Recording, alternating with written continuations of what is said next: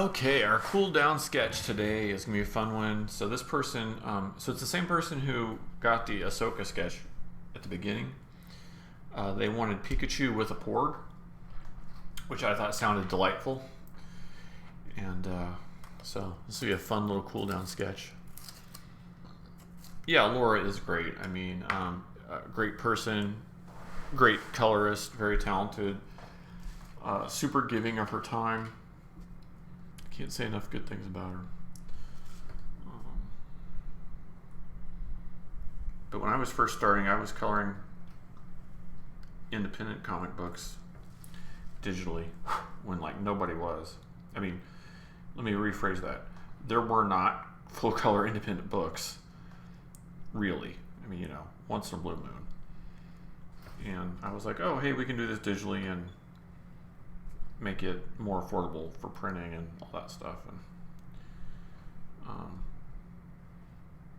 there used to be this bulletin board called Comic Colorists Unite, and so that's where I met Laura and some of the other colorists, and they were all working, at like Wildstorm and Avalon and all the big studios out in California. And she was really nice and helped me with some pointers and kind of helped me take my work from, I mean, I was getting paid, but I wasn't working on anything anybody had heard of, so, pretty much an amateur to pushing myself into that pro world. And it wasn't easy back then because the technology was so cost prohibitive, and a copy of Photoshop was like $1,400, and so if you wanted to do it, you had to really want to do it. You couldn't just dabble.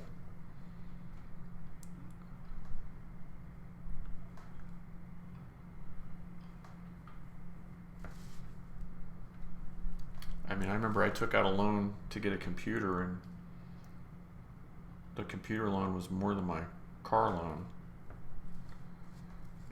It's not saying much. I mean, I was young and poor, but none of this stuff was accessible like it is now.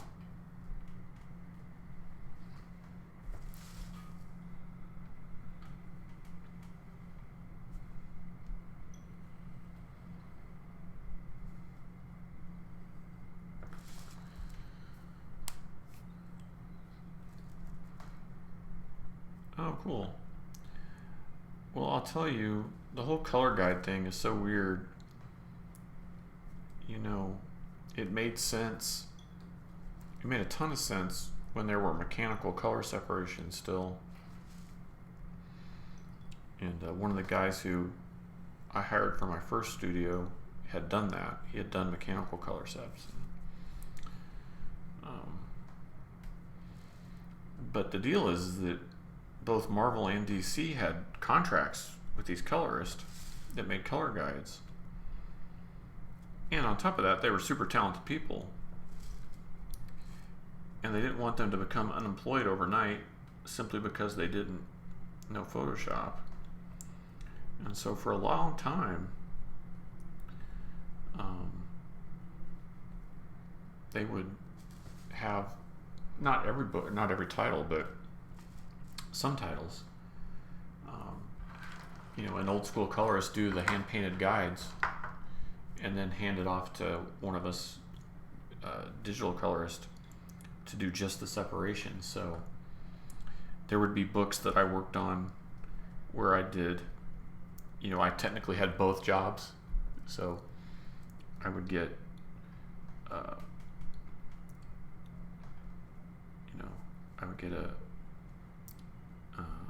a voucher as the colorist, and I would get a voucher as the color separator. And that went on for a while. And there would be other jobs where they would say, well, okay, we have the colorist, we just need you to be the separator, which, in Photoshop, it just means you're just doing it all over. I mean, you're doing it from scratch, but you're just following their guides. And depending on who the colorist was and the editor was,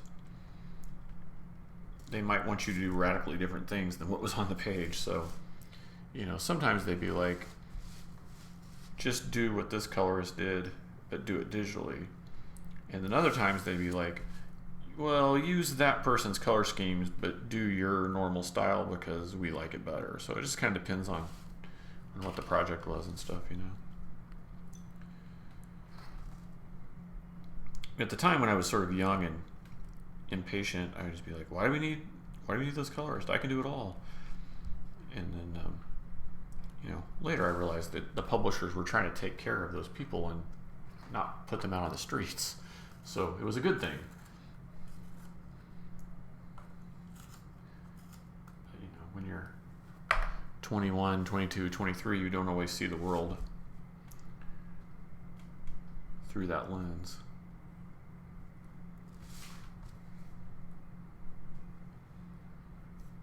Sometimes you're so focused on yourself and trying to break in and make a success that you don't stop to think about the other people. And then when you do and realize that you can work with them and learn from them, then it gets better.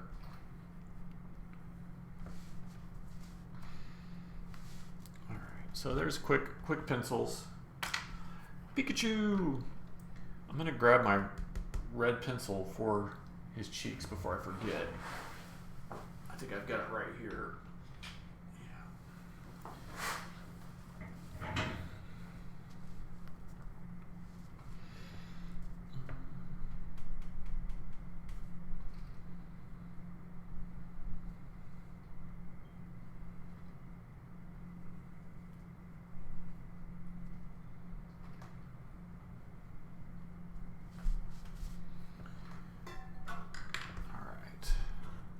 Pika Pika.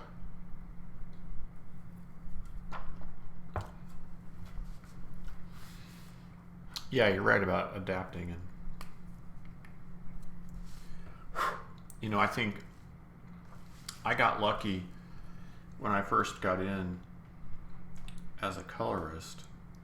I didn't know that I was lucky, but I was lucky in that I was paired with a lot of artists that you would call them legendary artists, but the truth is that in the early to mid 90s, they were sort of on their way out, so to speak, or out of fashion or out of style, however you want to say it. And I'm not taking any credit, but what the editors would do would be maybe to pair one of those like really good, super amazing comic illustrators who wasn't necessarily trendy with a trendy up and coming colorist that could, make their artwork look like super modern in a way. And I think that approach really worked, and it allowed some really gifted and talented artists to continue working. And then for someone like me, and I got to learn from those artists and pick up on their wisdom and their experience, and they could give me tips back up on my color about visual storytelling and stuff, and say, hey, this looks really cool and modern and glossy and high tech and all that, but what do you think about if we did this or we did that? And even though I have my own thoughts and my own approach and everything, I try to be open and build good relationships with those artists. And when I first got in, people would say stuff like, who's your favorite character and what comic book do you want to work on, and that kind of stuff. And for the first year or two, that's really what I was focused on because I didn't know any better. And what I learned after working with some of these talented people and some people are easy to work with and some people are hard to work with, and some people are super organized and know how to,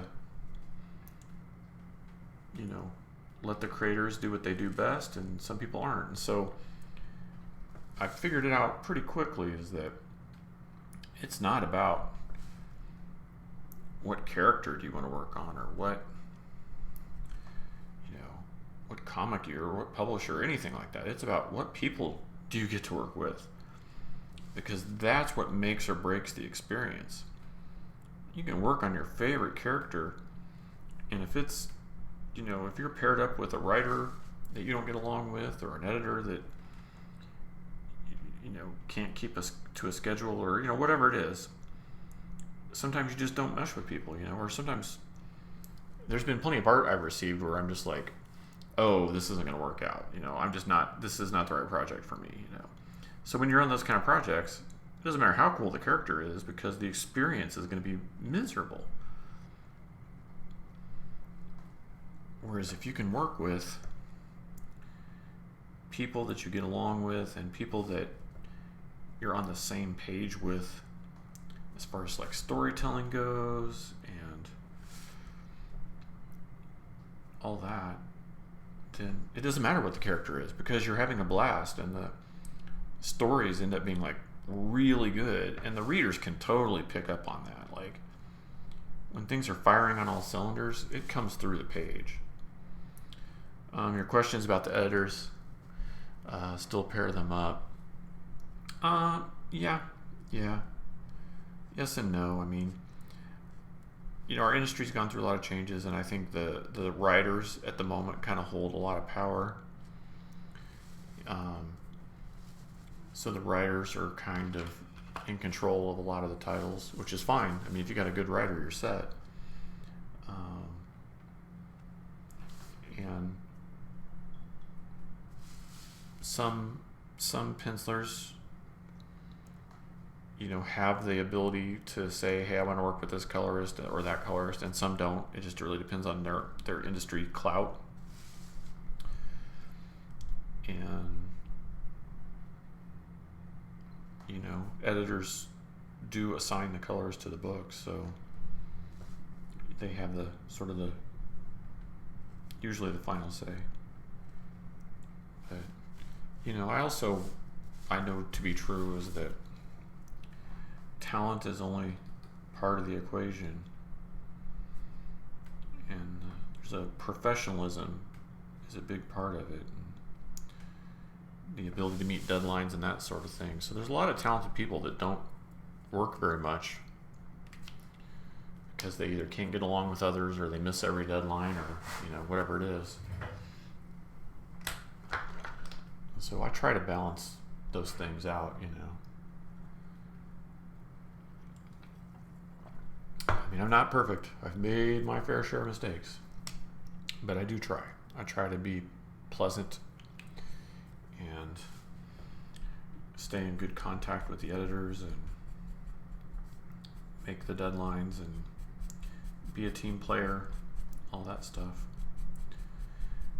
I try to meet or beat the deadlines. That's the biggest thing right there.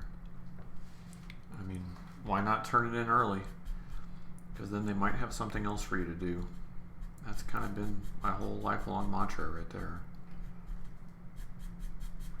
The same is true with artwork I do for Star Wars and The Simpsons. Just like, if I can get it in early, I will. Because 9 times out of 10, they're like, "Oh, you're done. What else do you want to do something else? We've got something else."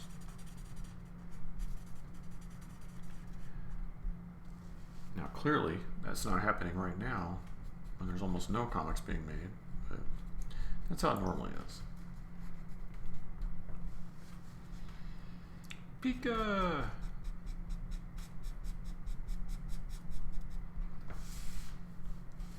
Yeah, you're right, man. People do make the job. Let me tell you. I have to say, I'm having so much fun just doing these sketches because I'm getting to do them for people who want them, And I've got a little side project I picked up.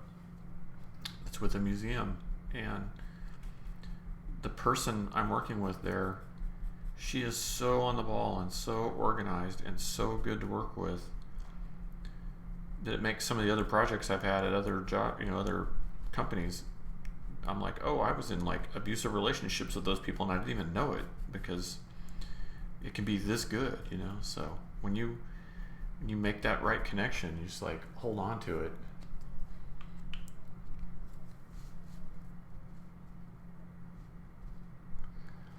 Yeah, I hear you about the deadline thing. I mean, it seems to me that I remember when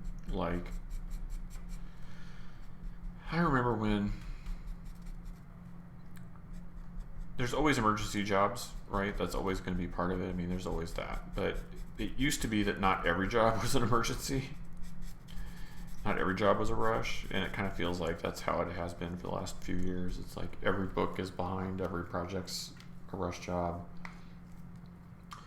And you're as they say, damned if you do and damned if you don't, because if you make the deadline and it's a crazy deadline, they're like, oh, you're a hero for making the deadline, congratulations. But if you make the deadline and they don't think it's beautiful enough, then they're like, man, this looks crappy, you suck. And you're like, but I made your insane deadline.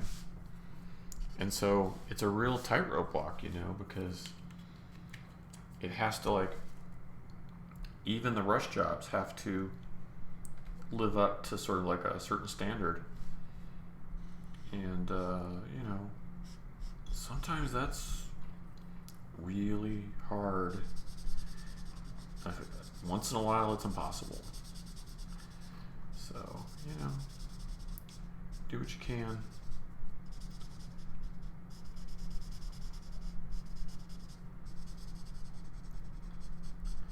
Pikachu, I choose you. Oh, you like our business model? Thank you. I my background was ad agency / publications, newspapers and magazines and stuff, and all with the intent of working in comics. And I just try to apply lessons learned as best as I can.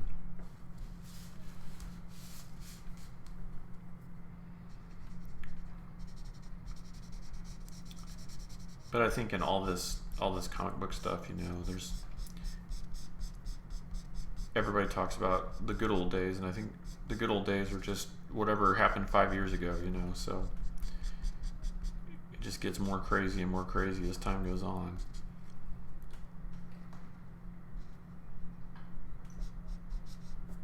I mean, especially now with the technology, digital coloring was like such a big breakthrough,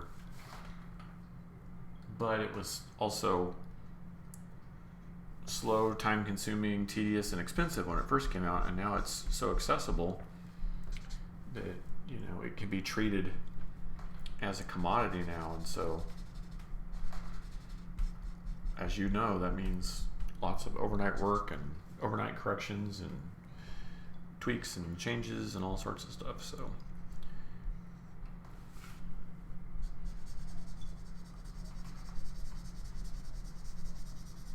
but the truth is, it's all just about making fun, good stories.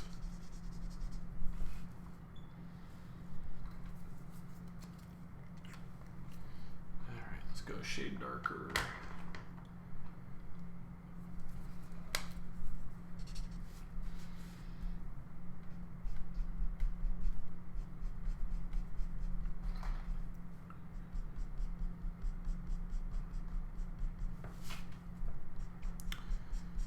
So I try to go for the kind of the version of the Porg from the little animated Ray's Adventure cartoon thing that they were doing on StarWars.com. I thought that kind of would work with Pikachu.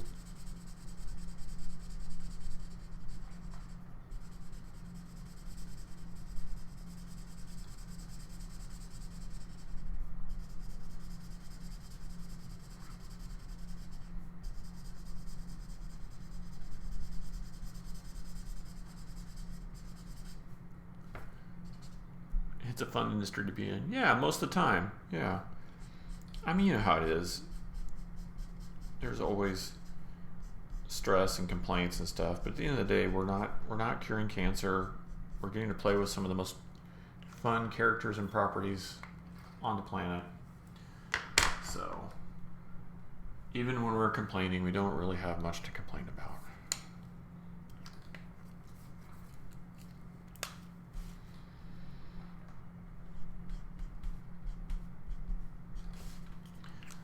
All right, I think we're good to go here. Just do a little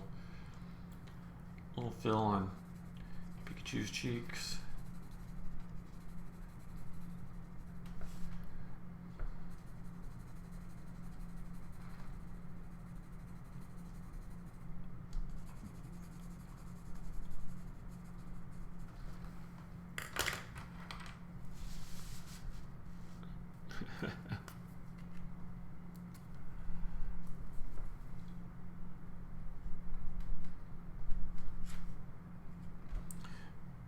Pikachu in the Porg.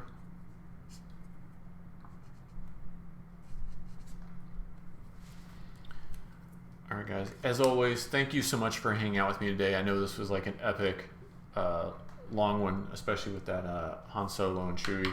Let me go through all three of them again real quick for you. So first sketch of the day was the Ahsoka in the animated style. The main sketch was the Han Solo and Chewbacca battle scene, and then we ended with the Pikachu and the Porg. Thanks so much for hanging out. Lots more sketches and stuff coming up next week, so I will see you guys then. Bye.